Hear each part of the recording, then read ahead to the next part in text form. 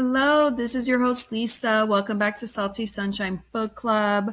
I was joined by my daughter Brianna, my book club partner, to talk about Malibu Rising. And once we're done recording, her complete track is missing. I don't know what's wrong and I don't have time to look into it. So I'm just going to upload my half, and I had to edit out all the pauses from her half. It's pretty unfortunate because we had a great convo, but it is what it is. I'm just going to upload it and we'll go from there. What can you do? Sometimes there's technical glitches. She logged in from her phone, so I don't know if that had anything to do with it, but enjoy this review. And next time, Brianna will actually be on recording with us. Another book for the record, Malibu Rising by Taylor Jenkins Reid. I gave it a 4.4. I could give it a 4.5. I mean, only because I liked it. It's just hard to rate books. Very easy read, quick, totally invested. I never was, not wanting to read it. And I really enjoyed the story. For me, the main character, the star of the show, is Miss June, the mom. So this is set back in 1983. It has different layers all the way back in the 50s, because we have Miss June and then Mick Riva. He and June meet. He sweeps her off her feet. He wants to be a star. He comes from a poor background and not a great childhood. And Miss June has her parents own a seafood restaurant, and they have her work there, and they want her to take over one day. And she falls in love with Mick. He sweeps her off her feet. He promises her the world. They get together, get married, and then little by little he inches towards stardom. He actually makes it. And her story for me was heartbreaking. It just tore my guts. It tore my insides, what she went through with that man. They have they have three kids throughout their marriage. And the timeline goes back and forth, and even to the parents, to the grandparents. So they have three kids. He goes off and he turns out to be the world's worst human being. He just is a huge liar. He can't stop cheating. He apparently has a kid somewhere or more that we don't know of. But this woman leaves a baby on her doorstep while he's off on tour at June's doorstep, and she takes the baby in, and she just like takes the baby in with open arms. And he comes home from tour, and he freaks out because he sees the baby, and I guess I don't know if she kind of doesn't talk to him for a few days, but she doesn't leave him. Or did she? Did she kick him out that day? Yeah. So now she has four kids, two girls, two guys. Nina Riva's the oldest. She's a supermodel surfer. She's a hot girl, so she surfs, but she's also really hot, so she gets all these modeling gigs and magazine covers. Then we have Jay. He's a champion surfer. And then the adopted the adopted half brother is a professional photographer. And then the youngest is Kit, the baby sister. She's like a tomboy that wants to be a surfer too. And the whole story is based on the fact that they throw this annual blowout summer party, and Nina is married to a professional tennis player, and they have this beautiful house on the water on a cliff. And it's just crazy. Well, first, this annual party. Okay, so Nina has also a husband that cheated on her, but he wasn't a perpetual cheater. He just cheated on her once because he was going through his midlife crisis, and he met someone at work, a fellow tennis player. And he ends up cheating with her and kind of leaves her. He doesn't even cheat. He comes home and says, I'm done. So he didn't really have an ongoing thing. He kind of cheated and said, look, I'm in love with someone else, and left Nina and went with the other one. Well, the crazy part is he ends up not liking the personality of this girl, which happens so often, right? Because you don't know anyone for a little bit. And then he tries to get back with Nina during her annual summer party. And she just lets him hang out there and doesn't come to her senses fast enough. But then the kicker is when he sees that Nina says, no, forget it. He goes back. He tries to get the other one back because he's like, I can't stay alone. That is such a guy thing to do. I kind of envy that of men. Life would be so much easier if we weren't so grossed out by men. It is annoying. The father, Mick Reba, He comes back and forth to June. June is at home with 4 kids. He is touring and cheating and coming back and cheating and coming back. And when she kicks him out of the house, he goes on, and when he comes back, he says, I'm done with this kind of life. I want my family. I want my wife. She takes him back after he grovels a little bit. He is enjoying his children. He's like, what a great life, whatever. But eventually he gets sick of that and leaves her again. So the heartbreaking part is not only does he leave her again after she forgives him for something so awful, he doesn't have anything to do with his kids, even after being around his kids during that time. Isn't that crazy? And she doesn't demand it. And she doesn't demand it either. So on top of having to take care of 3 kids and one that's not hers, she's struggling to make ends meet, and the kids have to work and help out at the restaurant. So that pissed me off about her because she didn't have to do that. She did it out of pride. And the kids are super struggling, and they have a famous father that they have to see on magazine covers at the grocery store. He didn't care about them at all. It is crazy. I was reading this book and I just couldn't believe.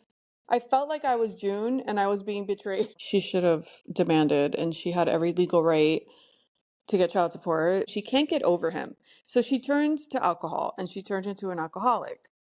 So the kids are struggling, living in a small place, having to work, all this stuff. Plus, watch the mom always be drunk. And one day she almost caught the house on fire and stuff with her cigarettes or cooking or something. And Nina, the oldest, had to take over the mom role eventually.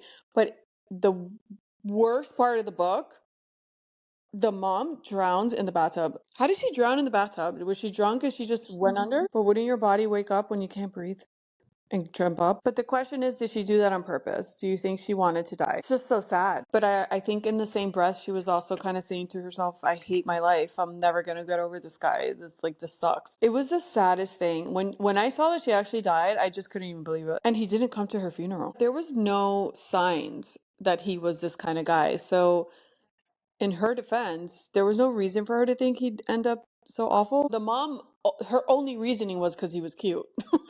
She's like, you cannot be with someone that cute because cute guys will leave. She was right, but that was her only basis for that. She's like, he's just way too cute. You need to rethink this. You cannot be with such a cute guy. So he didn't go to her funeral, which was heartbreaking because you had to feel, it felt like he really loved her at the beginning. How can you not? She's the mom of your kids. You don't go see your kids. You don't go to the funeral, nothing. It was just it was so gut wrenching how soulless of a person he was. It was so disappointing. I couldn't take it while I was reading. And then the kids are struggling. They stayed alone to keep everyone together so they wouldn't go to fosters and stuff. Then they grew up a little bit and they never hear from their dad. And then Jay the surfer had an ex-girlfriend that now his brother Hud is dating seriously, and they're hiding it from Jay. And that's an interesting thing. I feel like that happens a lot with brothers and like uncle, nephew, sometimes, especially brothers though, because it happened on the Mormon Wives, Secret Lives of Mormon Wives. Layla dated Chase, and then she dated his brother. Yeah, I don't think it's a crime. I don't think it's a crime. It's like you just tried one out first. So, I mean, it didn't work out, and there's a better one next to him that fits you better. The weirdest part is obviously the intimacy. They're brothers, and it's weird because you're going to have to see them all the time, but it's not a crime. It's a forgivable offense. Yeah, it's a definitely forgivable offense. And look, he ended up with her and she's pregnant and it's a real deal. It wasn't a fling. So that was interesting. Going through that party though, holy cow, anxiety. I can never have a huge party in a mansion with people doing drugs and breaking stuff. I would freak. I love like the description of the scenery, the house on the cliff. It just sounds like old Malibu back in the 80s. That would have been so nice. Before the phones, before the overdevelopment of real estate, it was just nice. And I don't know. I miss that world. But the youngest girl, Kit, she ends up discovering that she's gay and she wants to be a surfer. And she is really hell-bent on getting her dad. We find out she always sent him invitations to that one party every summer. So she sends him the invitation, as she always does. And he actually shows up. Why? Because the wife left him. Again, Why does the wife have to leave you for you to want to go see your kids? So he shows up, and I don't know how I felt about it. I was the same. I'm like, what are you doing?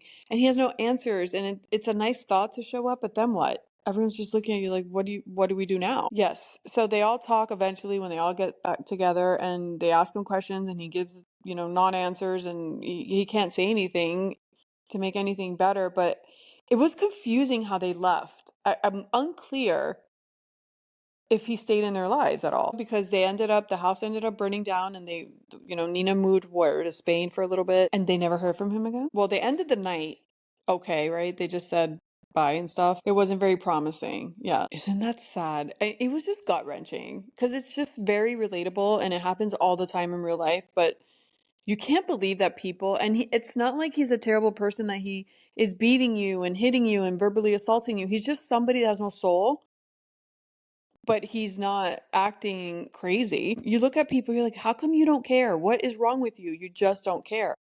I don't even think he brought up the mom to them. Like, he didn't even care that she passed away. He didn't even bring her up. He obviously doesn't love anyone at all, ever.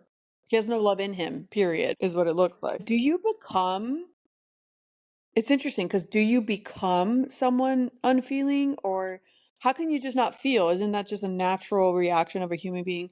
You do you learn How do you learn to not? It is the craziest thing when you see people act that way, and you just are like, what is it that you just are empty, you just don't care. There's nothing I can say that can make you care because you just don't. And that's what's wild. And that's what's wild to me about the human condition. Well, some people, I think that happens to some, and then others go through the same situation, and they still feel or whatever. So it's interesting. And then to think that June, the mom, went through so much pain. The dichotomy, the irony. She went through so much pain over this man that felt zero. She literally lost her life over a man that didn't even think about her.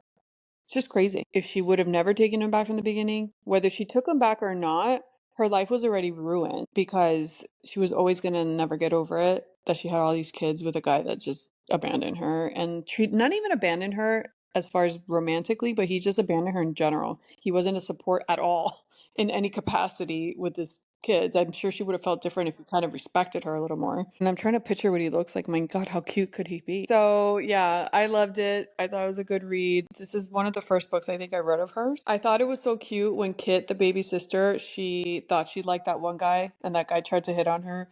And she's like, wait, I don't think I like guys. And he was so nice about it. That's so cute when you're that age. And you it's like boys that age that are nice. I don't know why it's so heartwarming. It is cute. All right, well, we loved it. So solid 4.5. Our next book is going to be The Perfect Divorce, which is the sequel to The Perfect Marriage. If you don't remember The Perfect Marriage by Jeneva Rose, she's a lawyer, she's married, her husband gets arrested for the murder of his mistress. He's having an affair, and her, as a lawyer, she decides to defend her husband. And it's so juicy. And so we read that a long time ago. Now we're reading the second book that I wasn't aware of and I found out about. So I'm like, we have to read it. The Perfect Divorce, Geneva Rose, is very juicy. So read along with us, and we'll recap soon. We'll see you next time. Bye.